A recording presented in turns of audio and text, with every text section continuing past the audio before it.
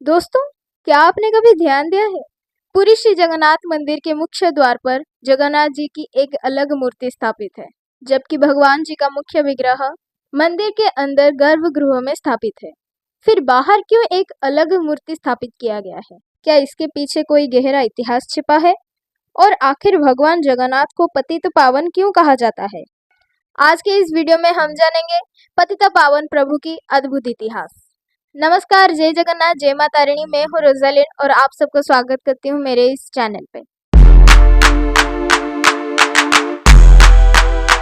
सबसे पहले जानते हैं कि पतित पावन शब्द का अर्थ क्या होता है।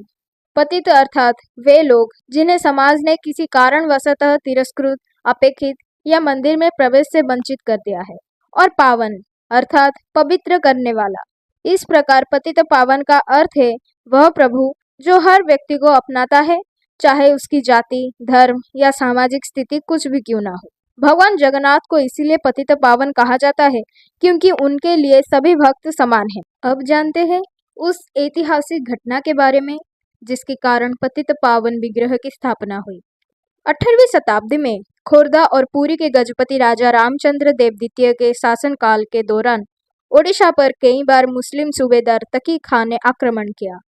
उस समय श्री जगन्नाथ मंदिर और महाप्रभु की सुरक्षा सबसे बड़ी चुनौती बन गई थी।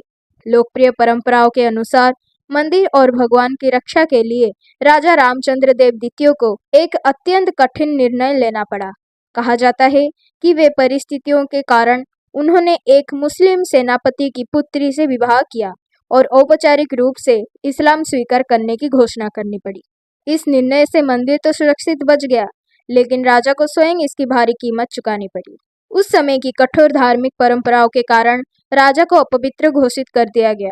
उनसे मंदिर में प्रवेश का अधिकार छीन लिया गया। सोचिए, जिस राजा ने अपने आराध्य और मंदिर की रक्षा के लिए इतना बड़ा त्याग किया, वही राजा अपने प्रभु के दर्शन तक नहीं कर सकता था। कहा जाता है कि वे प्रतिदिन सिंह द्वार के बाहर खड़े होकर आंसुओं भरी आंखों से भगवान जगन्नाथ को याद करते थे। उनकी अटूट भक्ति देखकर अंततः एक विशेष निर्णय लिया गया। राजा की सच्ची भक्ति को देखते हुए श्री मंदिर के सिंह द्वार की दाहिनी ओर भगवान जगन्नाथ के एक विशेष स्वरूप की स्थापना की गई। यही स्वरूप आज पतित पावन के नाम से प्रसिद्ध है। अब राजा मंदिर के भीतर प्रवेश किए बिना सिंह द्वार के बाहर से ही भगवान के दर्शन कर सकते थे। समय के साथ ये स्वरूप केवल राजा के लिए नहीं रहा, बल्कि उन सभी भक्तों के लिए आशा का प्रतीक बन गया जिन्हें किसी कारणवशतः मंदिर के भीतर जाने की अनुमति नहीं मिलती थी। इतिहास में ऐसे अनेक महान भक्त हुए जिन्हें मंदिर में प्रवेश नहीं मिल सका। उनमें से प्रसिद्ध नाम है भक्त सालवेग का।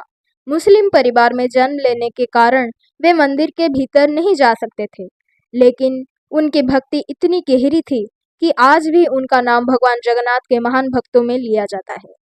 इसी प्रकार दासिया बावरी भी सामाजिक व्यवस्था के कारण मंदिर में प्रवेश नहीं कर सकते थे, लेकिन उनकी सच्ची श्रद्धा और प्रेम को स्वयं भगवान ने स्वीकार किया।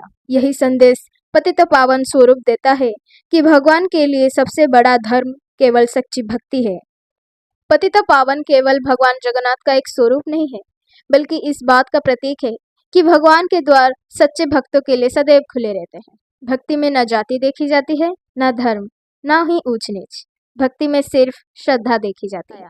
अगर आपको पतित पावन के बारे में ये इतिहास पसंद आया तो लाइक, चैनल सब्सक्राइब जरूर कीजिए। अपने दोस्तों को भी शेयर कीजिए। जय जगन्नाथ, जय माता रानी।